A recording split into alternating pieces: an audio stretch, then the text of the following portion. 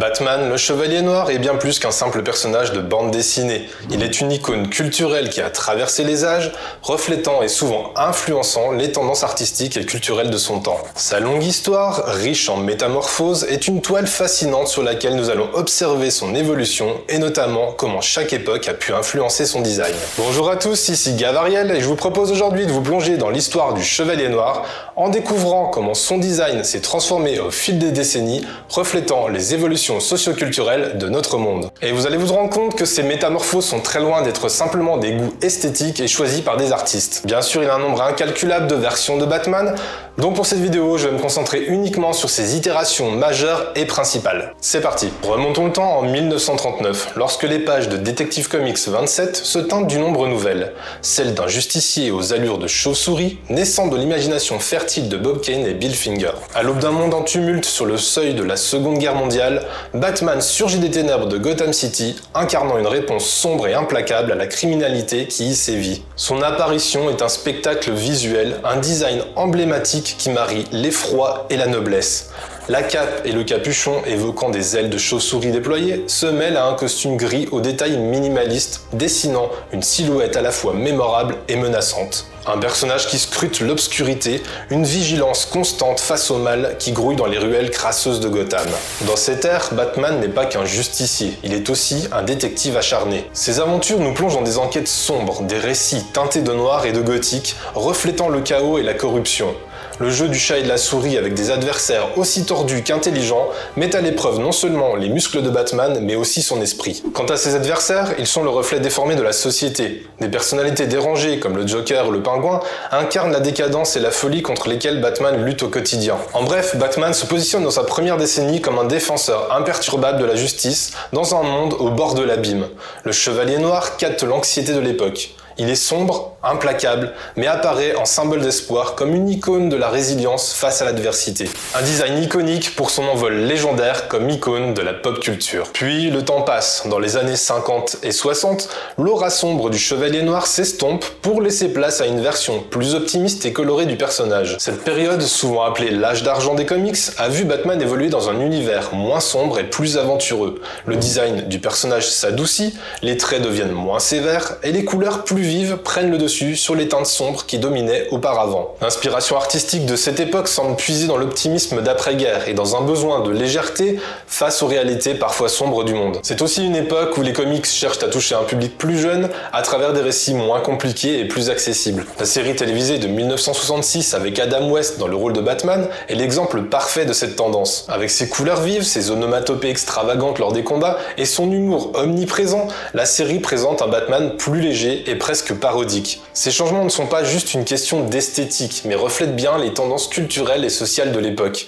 C'est une réponse aux attentes d'une société en changement, qui a besoin de positivité suite à la guerre. L'accent est mis sur l'aventure et l'humour, et moins sur le drame et la noirceur. Cependant, bien que cette période ait apporté une certaine légèreté au design de Batman, elle a aussi, d'une certaine manière, dilué l'essence sombre et mystérieuse du personnage. L'image du Chevalier Noir se voit temporairement éclipsée par ce détective jovial, qui semble plus apte à résoudre des énigmes fantaisistes qu'à se perdre dans les tréfonds de la psyché humaine. Cette période optimiste de Batman est assez fascinante, elle montre comment la société et ses aspirations du moment peuvent influencer des icônes culturelles même comme Batman. Mais bien sûr, cela ne va pas durer éternellement. Les années 70 et 80 marquent un tournant radical dans la représentation de Batman. Le Chevalier Noir revient à ses racines les plus sombres et cette transformation est clairement reflétée dans son design. Cette période voit l'ascension d'artistes tels que Neil Adams, Frank Miller et Alan Davis, qui chacun à leur manière vont redéfinir l'esthétique de Batman en y insufflant une gravité et une intensité nouvelles. Neil Adams, avec sa maîtrise du dessin réaliste, apporte une sophistication visuelle et une dynamique qui rehausse la présence imposante de Batman. Les ombres redeviennent profondes, la cape ondule avec un drame théâtral et le costume retrouve des couleurs sombres reflétant la noirceur renouvelée du personnage. Puis vient Frank Miller avec The Dark Knight Returns. Miller radicalise la figure de Batman, le représentant comme un vieux guerrier et grisonnant, massif et brut, prêt à en découdre avec une société décadente. Le design de Batman dans cette œuvre est loin de l'élégance aérodynamique des versions précédentes. Il est épais, musclé, intimidant. La silhouette de Batman devient une masse sombre menaçante qui se détache sur les sombres gratte-ciel de Gotham. L'armure qu'il revêt d'ailleurs dans certains chapitres accentue encore cet aspect, reflétant un Batman prêt à aller au bout de ses convictions, coûte que coûte, prenant presque l'aspect du méchant. C'est vraiment une époque de renouveau créatif où les auteurs explorent de façon plus profonde et plus créative les méandres de la psyché de Batman, et forcément cela se répercute sur son design. L'iconographie de la chauve-souris devient plus intimidante, la ville de Gotham devient plus oppressante, et les antagonistes deviennent de plus en plus dangereux. Ce retour aux sources sombres dans le design de Batman n'est pas simplement un choix esthétique, mais une résonance avec une époque plus cynique et plus désenchantée. La complexité du personnage s'en trouve redessinée, tant littéralement que métaphoriquement. Des traits plus durs, des ombres plus marquées, et la musculature plus définie de Batman deviennent alors un miroir des tensions sociales et politiques du moment, incarnant une justice impitoyable dans un monde en déclin. En bref, l'époque redevient sombre, Batman le redevient lui aussi. Puis à l'aube des années 90, la silhouette du Chevalier Noir s'érige de nouveau sur le grand écran, cette fois sous la vision sombre de Tim Burton, avec Batman en 1989 et Batman Returns en 1992. Le design de Batman, interprété par Michael Keaton, emprunte une route radicalement différente des itérations précédentes. Le costume de Batman, sculpté et rigide, évoque presque une armure médiévale modernisée. Le passage de Tim Burton a non seulement redéfini Batman dans l'imaginaire collectif, mais a également posé les bases esthétiques pour beaucoup d'œuvres futures, fusionnant le gothique avec l'industriel, le traditionnel avec le moderne.